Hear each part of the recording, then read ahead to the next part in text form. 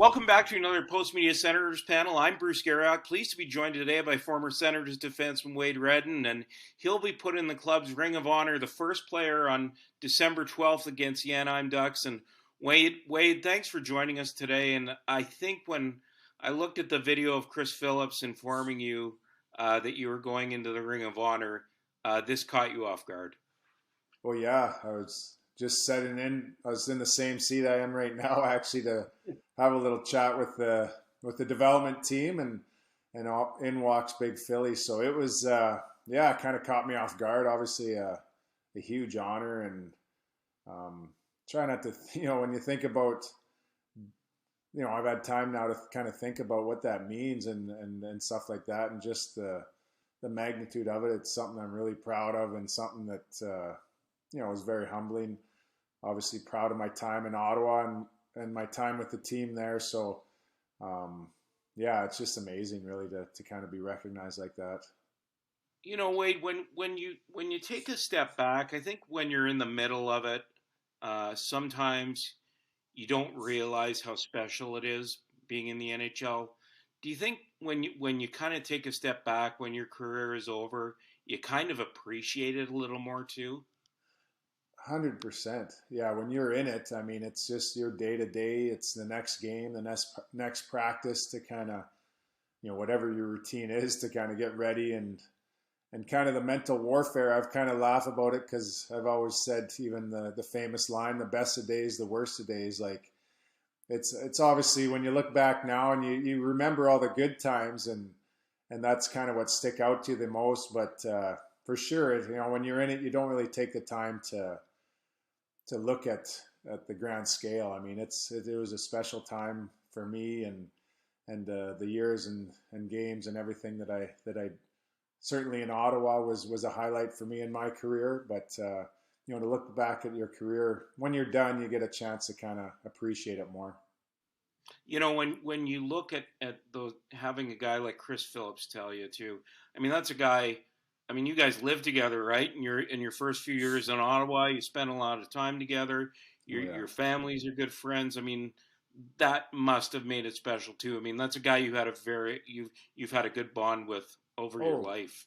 oh, for sure. Yeah, we played together in the World Juniors in '96, and he was a year younger than me. Played against each other in junior back in the Western Hockey League, and then basically, yeah, I was a year ahead of him, and we lived together and spent lots of time together through our well, I guess through the whole time that I was in Ottawa. So that's a bond that's really tight. When you look at the parents and our friendship that our parents had, even they'd come together and be at the games together all the time. Roy Malacca would have them in the suite, all enjoying the time, and they were a part of it too. So that just grew us closer together, and obviously just the kind of guy Philly is and what he stands for and the character he is. I mean, he's a great friend, and a guy that whenever I see him, it's like old times right away. So that was special to hear it from him, because he certainly was a big impact on my career and a big part of everything we did in Ottawa.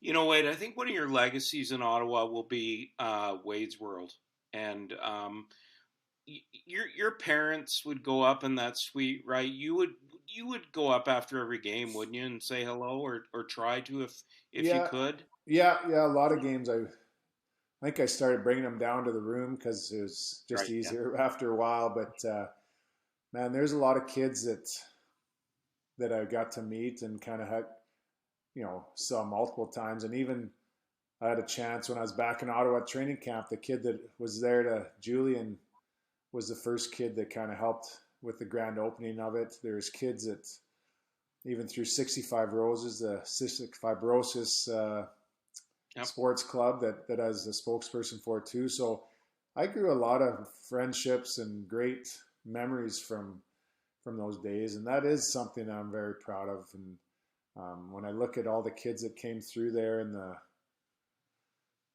even all the Christmas, the whole team would go at Christmas time. Those are special times for all of us. And I remember even visiting kids in other situations where, they're going through those tough times in their lives. So it was a special bond and something I'm really happy I was able to do. And as a parent, I'm sure you're happy you were able to do that for people who are going through a tough time too, right? Oh God, yeah. Now that I've got kids, I mean, just how lucky are you to not have to? I mean, our kids are healthy and they're happy and stuff like that, and so yeah, that's real world there when you kind of puts things in perspective. It's something I think that helped helped me in my career to kind of stay focused too.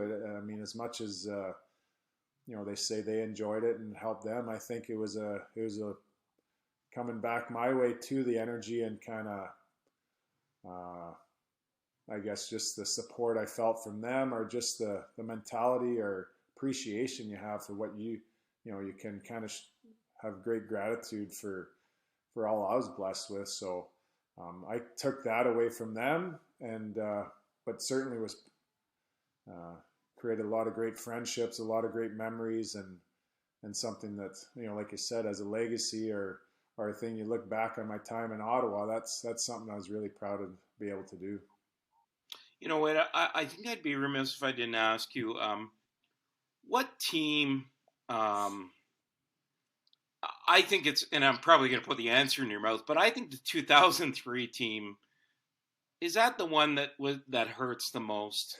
You get to that game seven. I mean, the path is there for you. Is that when you look back? Is that the one when you had Hossa and yourself and Chara and Yeah, was that the one you felt like if that team could have gotten over the hump, that you could have had great success? oh Not that you didn't yeah, have great success. no, Pardon no, me. no.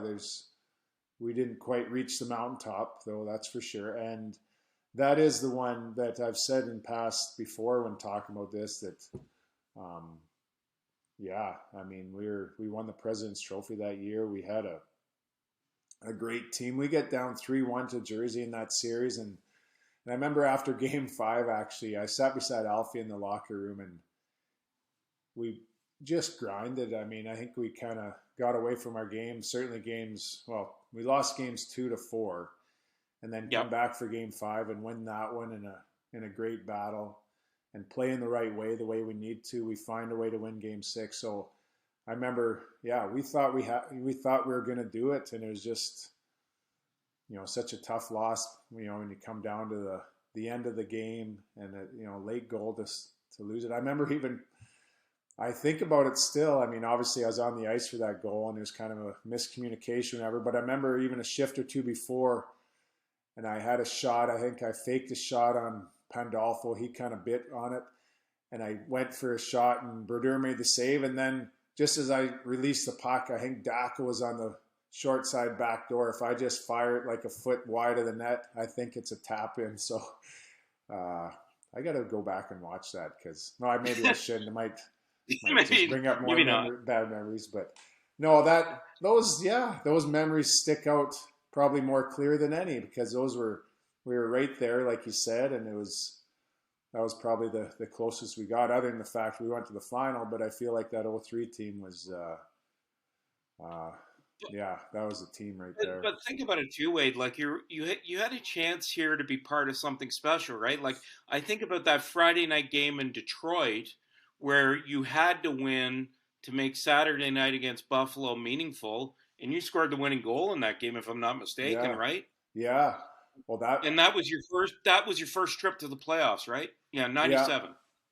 '97. Yeah, that was my first year, and first time the team went to the playoffs. So that, I mean, when you look back at when I get a chance to look back at the whole career, I mean, that was a highlight right there. I mean, it was what a feeling that was when the everyone got behind the team, and just the energy that was surrounding the whole team at that time. We went on a run to, I mean, we're obviously, I think we just squeaked in by a point or Yeah. whatever it was, and we needed all those games down the stretch to kind of.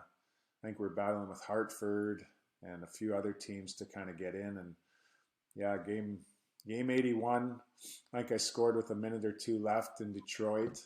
They went on to win the cup that year. we're probably lucky. I think they probably had the President's Cup all locked up. Probably are. I'm not sure, but they're obviously, um, a team that was didn't have as much on the line as we did that night. But we found a way to win, and that's never an easy place to do it in Joe Louis Arena, especially in those years.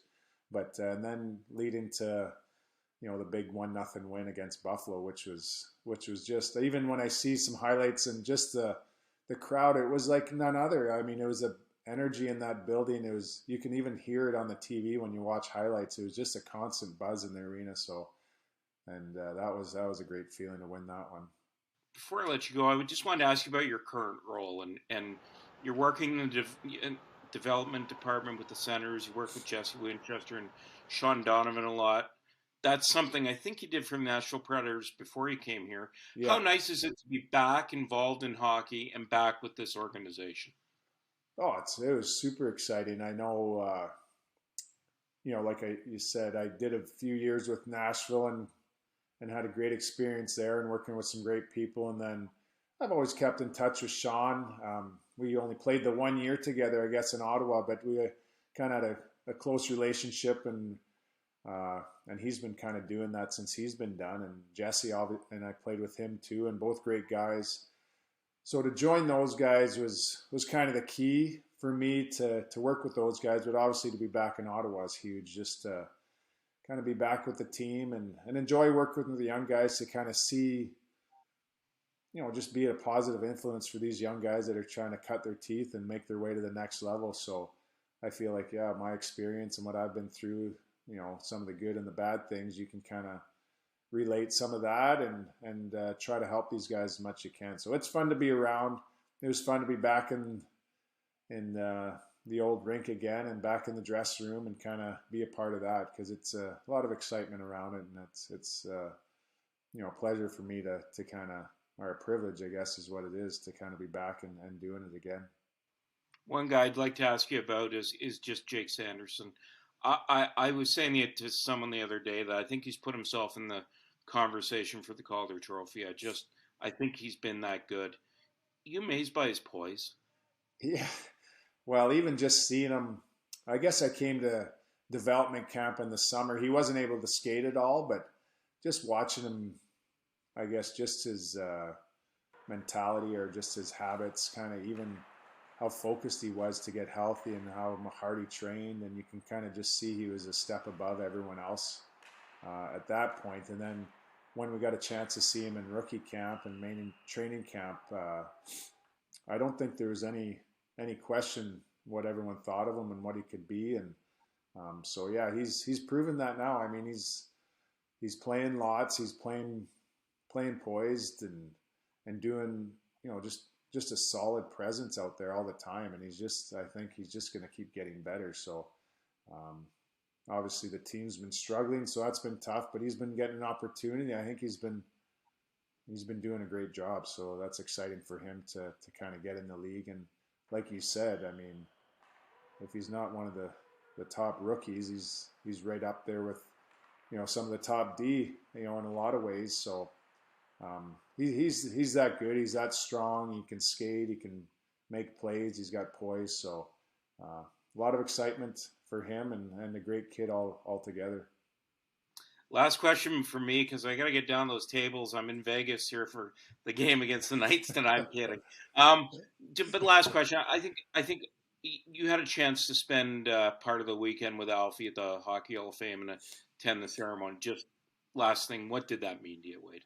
Oh, that puts everything to realize where he's landed, like in the Hall of Fame, to kind of be around, look around the room and see all the players that were there at the ceremony and who's in the Hall of Fame. I mean, we talk about the pinnacle. Those are the best in the whole existence of hockey. So Alfie certainly is right there, and to be there and to see him and to hear him speak, and it was a real privilege to be there and to play all those years with him. I think that's the joy I remember a lot too, and what he meant to our team and what he meant to me as a teammate and as a friend. So that was really special to be able to be there with him and with all his buddies. The Swedish Mafia were well represented there, all his buddies and his family, and to see his boys too. I mean, it's hard to believe it's been 14 years since we had played together. But like I said before about Philly, when you see these guys again, it's you pick up right where you left off, and yeah, it was great to be there and see Alfie get in for sure. Well, Wade, we really appreciate your time today. Thanks for joining the Sens panel. We look forward to seeing you and seeing you go into the Ring of Honor on December 12th before the game against the Ducks. Thanks for joining us, Wade. All right. Pleasure, Bruce. Always. Thank you.